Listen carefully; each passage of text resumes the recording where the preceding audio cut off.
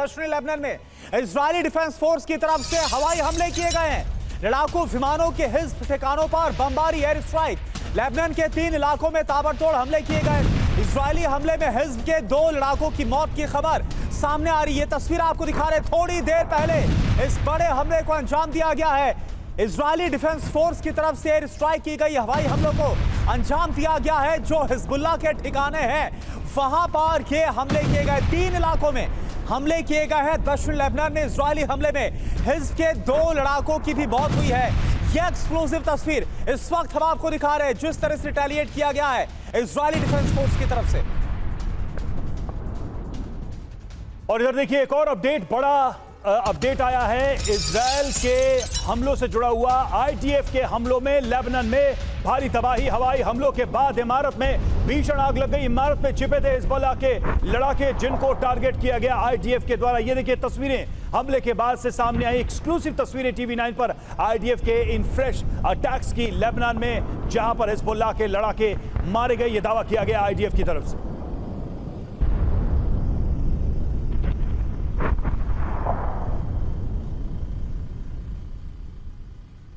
और देखिए इस वक्त एक और बड़ी खबर आ रही है इजरायल की लेबनान में ताबड़तोड़ बमबारी। लेबनान के 4 इलाकों में भीषण बमबारी हुई है। रामे, जिब्बैन, तैर हरफा, काफर केला में काफी ज्यादा बड़े हमलों का अंजाम दिया गया। हिजबुल्लाह के ठिकानों में तबाही कैसे मचाई गई है, ये इस वक्त आपको हम तस्वीरें दिखा रहे हैं। तो एक तरफ देखिए, ऐसा नहीं है, दोनों तरफ से हमले हो रहे हैं। एक तरफ हिजबुल्लाह लगातार आईडीएफ के ठिकानों पर हमले कर रहा है, तो आईडीएफ की तरफ से जवाबी हमले हिजबुल्लाह के ठिकानों पर किए जा रहे हैं। और वहां पर कैसे तबाही मची है, ये आपके सामने तस्वीरें। शैलेंद्र सर हमारे साथ है। शैलेंद्र सर, यही बात है जिस तरह सुमित चौधरी की तरफ से भी कहा गया कि ऐसा साफ नजर आ रहा है कि हिजबुल्लाह एक बड़ी तैयारी करके इजरायल के खिलाफ बैठा हुआ है और हमले दोनों तरफ से हो रहे हैं। तो क्या जिस तरह से हमास का खात्मा किया गया इजरायल की तरफ से, क्या इतना आसान हिजबुल्लाह के साथ हो पाएगा? जय हिंद। मैं आपको सबसे पहले बता दूं, हमास का खात्मा अभी हुआ नहीं है। हाँ। क्यों? क्योंकि हम हमेशा से कहते आए हैं, हमास एक सोच है, एक वो सोच है जो एंटी इजराइल है, एंटी यूज है। बिल्कुल, एग्जैक्ट। खत्म करना अपने आप में। यस, गाजा में आप पूरा नुकसान पहुंचा रहे हैं हमास को। जहाँ तक अगर आप सिलसिलेवार देखें, चाहे वो 1982 का ले लीजिए, इजराइल लेबनान कॉन्फ्लिक्ट 2006 का लीजिए। सर हम लौटेंगे, आपकी आवाज में कुछ तकनीकी खराबी की वजह से आवाज नहीं पहुंच पा रही है, लौटेंगे आपके पास। और देखिए, लेबनान के विदेश मंत्री, इजरायल को उनकी तरफ से धमकी दी गई है, लेबनान पर हमले का अंजाम विनाशकारी होगा। यह कहा गया है युद्ध लेबनान इजरायल तक सीमित नहीं रहेगा। यह बात जो कही जा रही है, जो आशंका है कि इसका दायरा बढ़ेगा, वही बात दोहराई गई है। युद्ध को लेकर लेबनान पूरी तरह से अलर्ट। तो देखिए, लेबनान के विदेश मंत्री ने इजरायल को धमकी दी है, लेबनान पर हमले का अंजाम विनाशकारी होगा। यह उन्होंने कहा है, युद्ध लेबनान इजरायल तक लिमिटेड नहीं रहेगा, इसका दायरा बड़ा होगा। युद्ध को लेकर लेबनान पूरी तरह से अलर्ट है और जवाब देने के लिए तैयार है। देखिए, लेबनान की तरफ से कहीं भी रुकने की बात नहीं कही जा रही है। इजरायल या आईडीएफ की तरफ से जब भी हमले किए गए हैं, तब हिजबुल्लाह की तरफ से बड़ी संख्या में रॉकेट से फिलहाल अटैक किया जा रहा है और सीमा पर भी मुस्तैदी है, तैनाती है। जैसा कि बता भी रहे थे हमारे सहयोगी सुमित की, साउथ लेबनान में पूरी तरह से हिजबुल्लाह तैयार नजर आ रहा है बड़ी जंग के लिए। तो बिल्कुल आप देखें, जो लग रहा था कि क्या युद्ध ये सीमित दायरे में होगा, ऐसा बिल्कुल नहीं लग रहा। तो क्या अरब में विनाश होगा? जो बात लेबनान के विदेश मंत्री की तरफ से कही गई, लेबनान पर हमला हुआ तो युद्ध पूरे इलाके में फैलेगा, यह कह दिया गया दो टूक तरीके से। इजरायल ने अटैक किया तो पूरे इलाके में विनाश तय है। जंग की चिंगारी से जॉर्डन, सीरिया जैसे देश भी बच नहीं पाएंगे।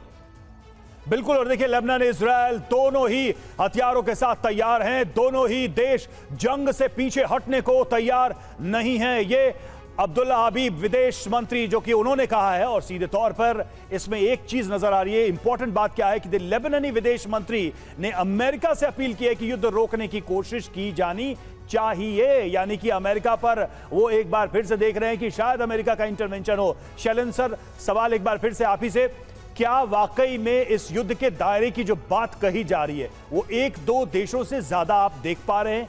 क्या पूरा अरब वर्ल्ड या पूरी दुनिया इस आग में, युद्ध की आग में झुलसने वाली? ये जो लेबनान ने बोला है कि इस युद्ध के लिए हम तैयार हैं और भीष्म युद्ध होगा, ये होगा, वो होगा, ये अपने आप में एक स्ट्रैटेजिक डिप्लोमेसी होती है कि आप इतनी ज़्यादा थ्रेट क्रिएट करें कि इसका असर बाकी कंट्रीज़ पर होगा, दुनिया पर होगा। इसलिए यूएस इसके बीच में आए और इसे रोकने की कोशिश करे, पहली बात। दूसरी बात जो और बड़ी है, कितना भी आप कंपैरिजन कर लीजिए, मुझे नहीं लगता कि लेबनान इजरायली फोर्सेस के आगे इन इक्वेशन, इन पैरिटी में कहीं पर भी बराबरी कर पाएगा।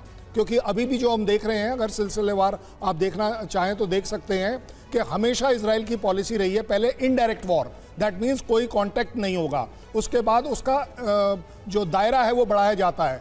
अभी तक दायरा साउथ लेबनान है, अब आप देखेंगे वो दायरा बढ़ेगा और लास्ट होता है कांटेक्ट बैटल, जैसा कि इस समय हम हमास के साथ गाजा में देख रहे हैं।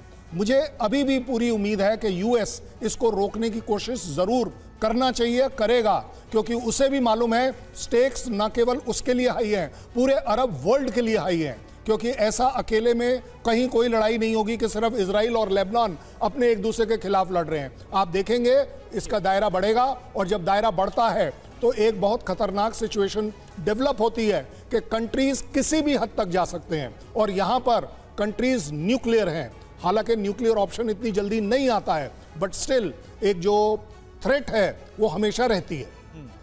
बिल्कुल ये थ्रेट है और एक तरह से डेटरेंस का काम भी करता है। देखना होगा कि दायरा कितना बढ़ता हुआ नजर आए, क्या अरब सुलगता हुआ नजर आएगा।